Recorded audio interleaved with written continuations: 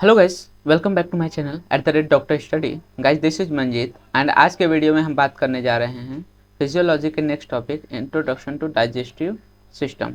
तो बेसिकली इस वीडियो में हम बात करने वाले हैं डाइजेशन प्रोसेस के बारे में, डाइजेशन प्रोसेस में कौन से ऑर्गन इन्वॉल्व होते हैं एंड अदर थिंग्स के बारे में। तो चलिए स्टार्ट करते हैं। सबसे पहले हम देखते हैं डाइजेशन के बारे में। तो digestion is defined as the process by which the food is broken down into the simple chemical substance that can be absorbed and used as nutrients by the body। तो बेसिकली बोला क्या गया है कि डाइजेशन वैसा एक ऐसा process है जिसमें जो भी हम कॉम्प्लेक्स फूड ईट करते हैं, कंज्यूम करते हैं, उसको पहले ब्रेक डाउन किया जाता है into the simple chemical substance और इन केमिकल सब्सटेंस को बेसिकली एब्जॉर्ब किया जाता है और यूज़ किया जाता है by the body as a nutrients. आगे हम बात करते हैं तो बेसिकली जो नॉर्मल यंग हेल्थी एडल्ट रहता है वो कंज्यूम्स करता है about 1 kg of solid diet पर day and about 1 to 2 litre of liquid diet every day. अब क्या बोला गया कि this food materials are subjected to the digestive process before being absorbed into the blood and distributed to the tissue of the body. तो पहले absorb होने से पहले जो भी हम डाइट कंज्यूम करते हैं उसको पहले डाइजेस्टिव प्रोसेस के थ्रू जाना पड़ता है। वहाँ पे इसका डाइजेशन होता है, जो कॉम्प्लेक्स फूड रहता है उसको बेसिकली कन्वर्ट किया जाता है into the simple chemical substance और देन उसको ब्लड में एब्जॉर्ब किया जाता है और डिस्ट्रीब्यूट किया जाता है everywhere in to the tissue of the body. अब क्या बोला गया है कि it plays a major role in the digestion and the absorption of the food substances. तो बेसिकली ये जो प्रोसेस है डाइजेस्टिव सिस्टम का या फिर जो डाइजेस्टिव प्रोसेस है वो डाइजेशन में और absorption of the food of the substance में हेल्प करता है। आगे हम बात करते हैं the function of the digestive system. तो basically function of the digestive system में क्या क्या चीज़ें आती है। तो सबसे पहले इंजेशन और the consumption of the food substance. मतलब डाइजेस्टिव सिस्टम में सबसे पहले जो फंक्शन आता है वो होता है इंजेशन और the consumption of the food substance, मतलब चीज़ें हम खाते हैं उनका इंजेशन। उसके बाद दूसरा आता है कि breaking them into the small particles. तो माउथ का बेसिकली काम होता है कि इन जो कॉम्प्लेक्स फूड को हम खा रहे हैं उसको स्मॉल पार्टिकल्स में पहले ब्रेक किया जाता है। फिर transport of this small particle to the different areas of the digestive tract, जैसे oesophagus, then stomach, then duodenum. तो इस तरह से अलग अलग areas of the digestive tract में इन पार्टिकल को ट्रांसपोर्ट करना।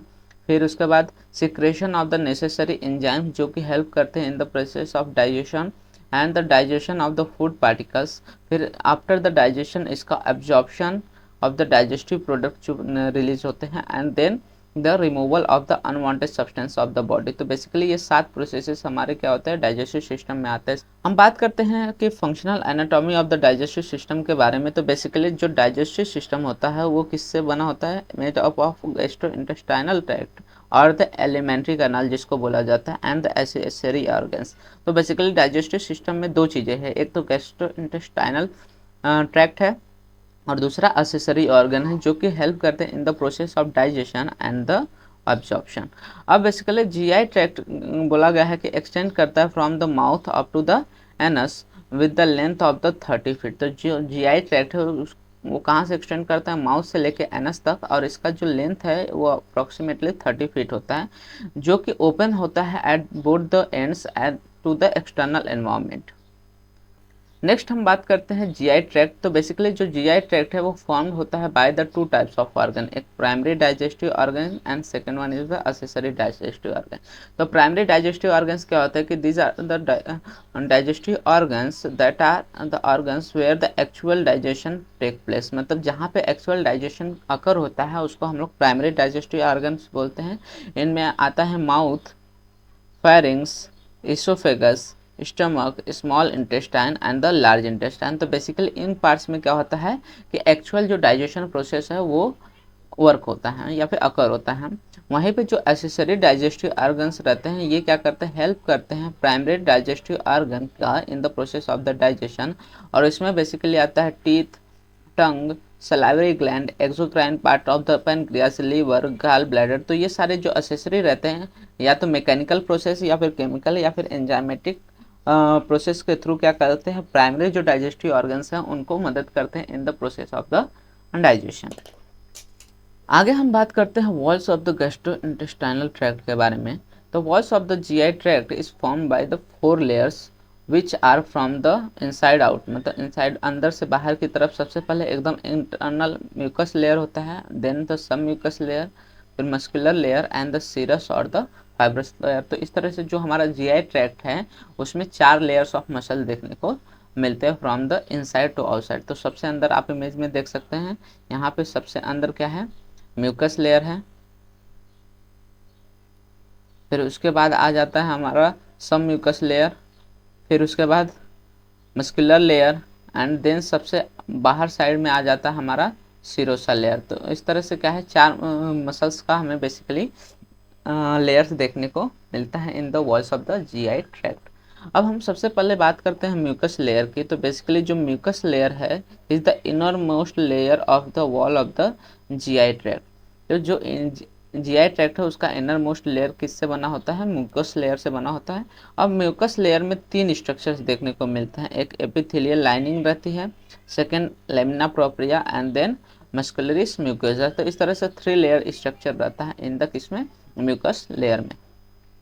सबसे पहले हम बात करते हैं एपिथेलियल लाइनिंग के। तो बेसिकली एपिथेलियल लाइनिंग जो रहता है is in the contact with the contents of the GI tract. तो बेसिकली जो हम लोग ने म्यूकस लेयर के 3 लेयर्स देखे थे, तो उसमें से जो एपिथेलियल लाइनिंग के लेयर रहते हैं वो सबसे इनर मोस्ट रहते हैं, जो कि हमेशा इन कॉन्टैक्ट विथ रहती है contents of the GI tract. GI tract में जो भी कंटेंट्स है उनके कॉन्टैक्ट में कौन सी लाइनिंग रहती है, एपिथेलियल लाइनिंग। इसमें भी 2 तरह के लाइनिंग देखने को मिलते हैं, जो इनर सरफेस ऑफ माउथ हो गया, surface of the tongue, surface of the pharynx और इसोफेगस। इस सभी में क्या रहता है, स्ट्रेटिफाइड स्क्वैमस एपिथेलियम की लाइनिंग देखने को मिलती है। वहीं पे जो स्टमक हो गया या फिर small intestine and the large intestine, यहाँ पे कॉलमनार एपिथेलियल सेल्स या फिर इनकी लाइनिंग देखने को मिलती है। तो 2 तरह की लाइनिंग बेसिकली, ऊपर की तरफ हमें अप टू द इसोफेगस क्या रहता है, स्क्वैमस एपिथेलियम देखने को मिलता है स्ट्रेटिफाइड, और वहीं पे जो स्टमक है, स्मॉल इंटेस्टाइन, लार्ज इंटेस्टाइन है, यहाँ पे कॉलमनार एपिथेलियम की लाइनिंग देखने को मिलती है। नेक्स्ट हम लेयर की बात करते हैं, तो this one is the lamina propria. तो लेमिना प्रोप्रिया जो होता है वो फॉर्म्ड होता है बाय द कनेक्टिव टिश्यू। तो जो लेमिना प्रोप्रिया होता है यहाँ पे क्या रहते हैं, कनेक्टिव टिश्यू देखने को मिलते हैं, और ये कंटेन करता है फाइब्रोब्लास्ट, मैक्रोफेजेस और lymphocytes and along with the eosinophils. तो इसमें बेसिकली ये सारे रहते हैं वो देखने को मिल रहे हैं in the lamina propria. Third layer की बात करते हैं, तो थर्ड लेयर में आता है मस्कुलरिस म्यूकोसा। तो बेसिकली ये कंटेन करता है thin layer of the smooth muscle fibre. तो जो मस्कुलरिस म्यूकोसा है, जो third layer of the mucus layer है, इसमें हमें क्या देखने को मिलता है कि स्मूथ मसल फाइबर्स के थिन लेयर्स रहते हैं। ये बेसिकली कहाँ पे एब्सेंट रहता है, तो ये माउथ और फेरिंग्स में देखने को नहीं मिलता मस्कुलरिस म्यूकोसा। मतलब मस्कुलरिस म्यूकोसा कहाँ से स्टार्ट होता है, फ्रॉम द इसोफेगस। इसोफेगस के बाद पूरे GI ट्रैक्ट में हमें मस्कुलरिस म्यूकोसा के लेयर देखने को मिलते हैं, लेकिन जो माउथ है और फेरिंग्स है वहाँ पे हमें बेसिकली मस्कुलरिस म्यूकोसा के लेयर्स देखने को नहीं मिलते। इसके बाद सेकेंड लेयर की हम बात करते हैं of the GI tract, that is the sub mucus layer. तो ये क्या रहता है, present in the all part of the GI tract except the mouth and the pharynx. तो माउथ और फेरिंग्स को छोड़कर सब म्यूकस जो लेयर होता है वो सभी GI ट्रैक्ट के ऑल पार्ट्स में प्रेजेंट रहता है। यहाँ पे basically loose collagen fibre, elastic fibres, reticular fibres और new few cells of the connective tissue present रहते हैं। यहाँ पे ब्लड वेसल्स, लिम्फेटिक वेसल्स और नर्व फ्लेक्सस भी क्या रहते हैं, प्रेजेंट देखने को मिलते हैं in the sub mucus layer. इसके बाद नेक्स्ट आता है मस्कुलर लेयर। तो जो मस्कुलर लेयर्स रहता है वो प्रेजेंट होता है in the lip, cheeks and all of the pharynx, और कंटेन करता है skeletal muscle fibres. The oesophagus जो होता है इसके पास both skeletal and the smooth muscle fibres रहते हैं। वहीं पे जो वॉल ऑफ स्टमक है एंड इंटेस्टाइन है, ये किससे फॉर्म होता है, सिर्फ स्मूथ मसल फाइबर से। तो इसोफेगस के ऊपर हमें क्या देखने को मिलता है, स्केलेटल मसल फाइबर्स रहते हैं। इसोफेगस में स्केलेटल और स्मूथ दोनों देखने को मिलते हैं। वहीं पे जो स्टमक हो गया या फिर इंटेस्टाइन का पार्ट रहता है वहाँ पे हमें स्मूथ मसल फाइबर्स देखने को मिलते हैं। अब स्मूथ मसल फाइबर्स जो रहता है स्टमक में वो 3 लेयर्स में अरेंज रहता है, एक इनर ऑब्लिक लेयर, फिर middle circular layer and the outer longitudinal layer. तो इस तरह से 3 लेयर में बेसिकली हमें स्मूथ मसल फाइबर देखने को मिलता है इन द स्टमक। वहीं पे जो इंटेस्टाइन है वहाँ पे हमें बेसिकली ऑब्लिक लेयर नहीं देखने को मिलता। तो यहाँ पे सिर्फ 2 लेयर्स रहते हैं, एक इनर सर्कुलर लेयर और आउटर लॉन्जिट्यूडनल लेयर। तो इसके बाद लास्ट एंड द फोर्थ जो आउटर मोस्ट लाइनिंग होता है या फिर लेयर होता है किसका, जीआई ट्रैक्ट का, वो होता है सिरस और द फाइब्रस लेयर। तो ये क्या है, outer most layer of the wall of the GI tract. ये कैसे हो सकता है, इट इज एदर सिरस और द फाइब्रस इन नेचर। तो ये सिरस नेचर का भी हो सकता है या फिर फाइब्रस नेचर का भी। अगर ये सिरस नेचर का है तो इसको हम लोग सिरोसा कहते हैं, और वह जो कि फॉर्म्ड होता है by the connective tissue and the meso epithelial cells. और ये बेसिकली कवर करता है स्टमक, स्मॉल इंटेस्टाइन और लार्ज इंटेस्टाइन को। और अगर यहीं पे सीरस लेयर के जगह पे फाइब्रस लेयर है तो उसको हम लोग फाइब्रोसा कहते हैं, जो कि फॉर्म्ड होता है ये भी बाय द कनेक्टिव टिश्यू, और ये कवर करता है किसको, फेरिंग्स को और इसोफेगस को। तो जो फेरिंग्स और इसोफेगस का पार्ट है वहाँ पे हमें फाइब्रोसा लेयर देखने को मिलता है, वहीं पे जो stomach, small intestine, large intestine का पार्ट है वहाँ पे हमें सीरस लेयर देखने को मिलता है। तो इस तरह से बेसिकली हमें जीआई ट्रैक्ट के लाइनिंग्स और लेयर्स देखने को मिलते हैं।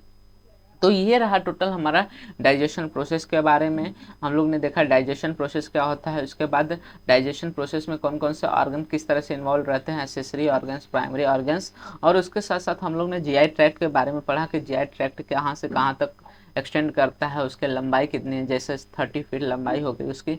उसके साथ साथ उसके जीआई ट्रैक्ट के ऑल द लाइनिंग्स और उसके लेयर्स के बारे में बात की।